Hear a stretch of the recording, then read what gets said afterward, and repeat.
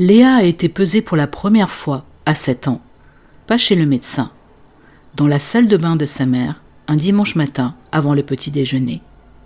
Sa mère notait le chiffre dans un carnet. Léa ne sait pas ce qu'est devenu ce carnet. Mais le chiffre, lui, n'a jamais vraiment disparu. Les carnets de Léa. Parce que parfois les mots qu'on entend enfant deviennent les pensées qu'on a adultes. Une enquête sur les voix qui restent. Épisode 1. Je m'appelle Léa, j'ai 45 ans, je suis juriste. Mon métier, c'est de démêler le vrai du faux, de remonter les faits jusqu'à leur source, de comprendre comment une situation a dégénéré, où la faille s'est créée, qui a dit quoi, et quand, et pourquoi. Et je suis douée pour ça, vraiment douée.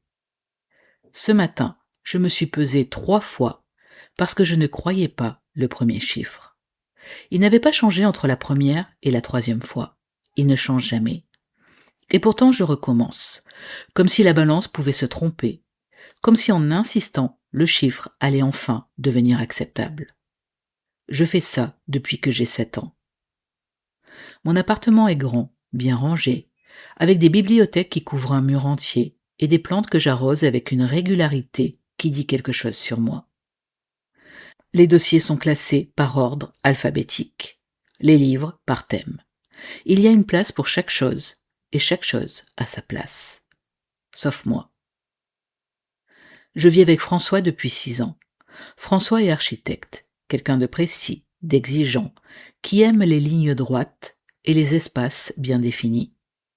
On se ressemble sur certaines choses. On dîne à 20h. On fait du sport le dimanche matin. On parle de nos dossiers le soir en buvant du vin. C'est une belle vie, vraiment. Mais il y a des soirs où François regarde mon assiette avec ce silence particulier. Pas un mot, juste un regard d'une demi-seconde. Et quelque chose en moi se contracte, comme si j'avais 7 ans et que je montais sur la balance. Je ne lui en ai jamais parlé. Il ne sait probablement pas qu'il le fait. Au cabinet ce matin, j'ai un dossier complexe. Une affaire de succession familiale qui traîne depuis 3 ans. 2 frères qui ne se parlent plus, une mère âgée au milieu. Des non-dits qui ont fermenté pendant des décennies et qui explosent maintenant sous forme de procédures juridiques. Je lis les pièces du dossier avec cette attention particulière que j'ai pour les affaires familiales. Je lis entre les lignes. Ce que les gens ne disent pas dans leur courrier officiel, mais qui transparaît dans chaque mot choisi, chaque virgule, chaque silence. Ce que je vois dans ce dossier, c'est une famille qui ne s'est jamais dit les vraies choses, qui a laissé les non-dits s'accumuler, jusqu'à ce qu'ils deviennent des montagnes infranchissables.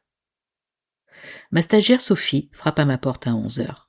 « Maître, vous avez votre mère en ligne. » Je pose mon stylo. Je prends une inspiration. Je la rappelle. Je rappelle ma mère à 13h pendant ma pause déjeuner. C'est une erreur. Rappeler ma mère pendant une pause déjeuner. Ça fait maintenant 45 ans que je fais ce genre d'erreur. Elle décroche à la première sonnerie. Ma mère décroche toujours à la première sonnerie, comme si elle attendait. Comme si sa journée entière était organisée autour de ce moment où quelqu'un va enfin l'appeler. « Léa, je t'ai appelé ce matin. »« Je sais maman, j'étais en réunion. »« Tu travailles trop. »« Ça va très bien. » Un silence. Ce silence particulier que ma mère maîtrise depuis toujours. Pas un silence vide, un silence plein. Un silence qui contient quelque chose qu'elle va dire dans exactement 3 secondes. « Tu vas chez le médecin régulièrement au moins ?»« Oui, maman. »« Parce qu'avec le poids que tu as pris ces dernières années, maman, je dis ça pour toi, Léa. Je dis ça parce que je m'inquiète. Tu sais bien que, maman, je mange bien. Je fais du sport, tout va bien. » Nouveau silence. « Tu as toujours eu du mal à te discipliner. » Je regarde par la fenêtre de mon bureau, la rue en bas, les gens qui marchent, un livreur à vélo qui slalome entre les voitures. « Il faut que je te laisse, j'ai une réunion. » Je n'ai pas de réunion. Je raccroche. Je pose mon téléphone sur le bureau et je reste là, assise, avec mon déjeuner devant moi, que je n'ai pas encore touché. Une salade que j'avais préparée ce matin, avec une attention presque militaire. Exactement ce qu'il fallait. Exactement les bonnes quantités. Je la mange sans y goûter. Tu as toujours eu du mal à te discipliner. Le chiffre sur la balance ce matin. Le regard de François hier soir.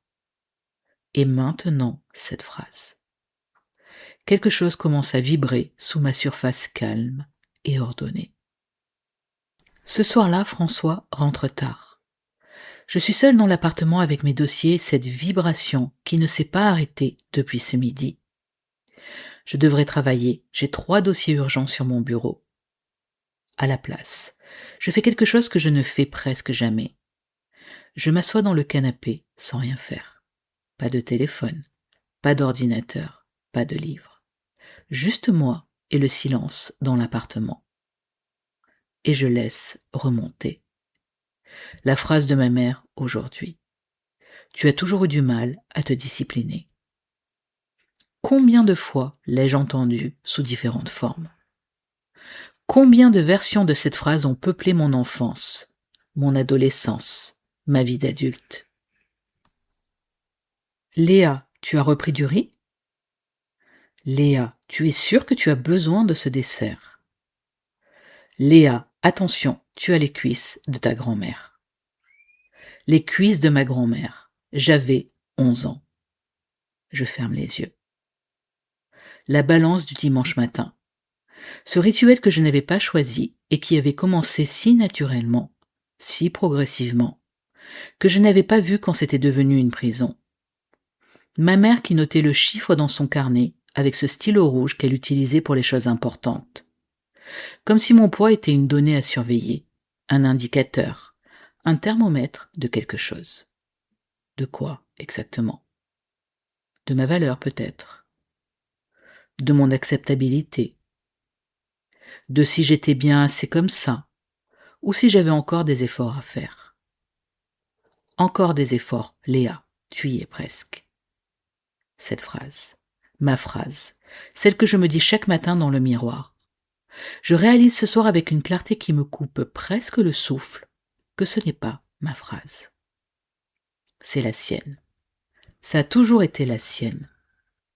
Je l'ai tellement entendue, tellement répétée, tellement intégrée, qu'à un moment j'ai cru qu'elle venait de moi, que c'était ma voix intérieure, mon évaluation lucide et objective de moi-même. Mais une voix intérieure ne dit pas « tu y es presque ». Une voix intérieure bienveillante ne tient pas un carnet avec un stylo rouge. François rentre à 21h30. Il pose ses affaires, embrasse mon front, ouvre le frigo. « T'as mangé ?» il demande. « Oui. » Il sort du fromage, du pain, une bière. Il s'installe à la table de la cuisine et commence à manger en regardant son téléphone. Je le regarde de loin, depuis le canapé. Et je me pose une question que je n'avais jamais formulée aussi clairement. Est-ce que je l'ai choisi parce que je l'aime, vraiment, profondément, librement? Ou est-ce que je l'ai choisi parce qu'il ressemble à quelque chose de familier? Parce que ses silences, ses regards sur mon assiette, ses attentes implicites sur qui je devrais être, tout ça résonne avec quelque chose que je connais depuis l'enfance. Pas parce que François est cruel, il ne l'est pas. Tout comme ma mère n'était pas cruelle. Elle pensait bien faire. Elle pensait s'occuper de moi. Elle pensait que surveiller mon poids, c'était m'aimer. Mais quelque part, entre les bonnes intentions et leurs effets, quelque chose s'est tordu. Et j'ai grandi en cherchant exactement ce que je connaissais, même quand ça faisait mal. Plus tard dans la nuit, dans la salle de bain, je me regarde dans le miroir. J'attends la phrase. Encore des efforts, Léa, tu y es presque. Elle arrive, automatiquement, comme toujours. Mais cette fois, et c'est la première fois que je fais ça, je lui pose une question. C'est qui parle? Pas moi, ce n'est pas moi. Je le sais maintenant avec une certitude que je n'avais pas ce matin. C'est la voix de quelqu'un qui m'aimait maladroitement, qui croyait que surveiller mon corps, c'était prendre soin de moi, qui ne savait pas, qui ne sait toujours pas, le poids de ces mots sur une petite fille qui montait sur une balance un dimanche matin et attendait le verdict. Je pose ma main à plat sur le miroir. Geste bizarre, geste nécessaire. Cette voix n'est pas la mienne, je dis tout bas. Pas un miracle, pas une guérison instantanée, juste une distinction, minuscule mais réelle. La voix qui me juge depuis 45 ans n'est pas la mienne. Ce qui veut dire que quelque part, enfouie sous des décennies de répétition, il y a une autre voix, la mienne, celle que je n'ai pas encore vraiment entendue. Je retourne dans la chambre, François dort déjà. Je m'assois au bord du lit dans l'obscurité et je sors mon téléphone. J'ouvre une nouvelle note. Je tape 3 mots. Trouver ma voie. C'est tout. Pas un plan d'action. Pas un programme en 12 étapes. Pas une liste de bonnes résolutions. Juste 3 mots qui disent quelque chose d'important sur où j'en suis et où je veux aller. Je pose mon téléphone. Et pour la première fois depuis très longtemps, peut-être depuis l'enfance, je me demande ce que ça ferait de me regarder dans un miroir sans entendre quelqu'un d'autre. Le lendemain matin, je me pèse. Vieille habitude. Les vieilles habitudes ne disparaissent pas en une nuit. Mais cette fois, juste cette fois, avant de regarder le chiffre, je me pose une question. Ce chiffre va-t-il me dire quelque chose que je ne sais pas déjà sur qui je suis? La réponse est non. Je descends de la balance. Je n'ai pas regardé le chiffre.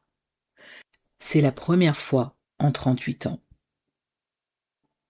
Ce que Léa a compris ce soir, que la voix qui nous juge n'est pas toujours la nôtre, c'est une des prises de conscience les plus profondes et les plus libératrices qu'on puisse faire. Parce que quand on comprend d'où vient cette voix, d'une mère, d'une enfance, d'un regard posé trop tôt, on comprend aussi qu'elle peut changer, qu'elle n'est pas une vérité gravée dans le marbre. C'est une croyance apprise. Et ce qui s'apprend peut se désapprendre. Dans ma méthode, je t'accompagne exactement sur ça. Identifier les croyances héritées sur ton corps et ton poids. Comprendre d'où elles viennent. Et commencer à les remplacer par quelque chose qui t'appartient vraiment. Si tu veux aller plus loin, je t'offre 2 cadeaux. Le premier, c'est un quiz accompagné d'une séance d'hypnose de libération. Un quiz pour comprendre pourquoi et d'où viennent tes kilos résistants. Le deuxième cadeau, c'est ton boost minceur 14 jours. 14 jours, 14 audios que tu reçois chaque matin à 7 heures.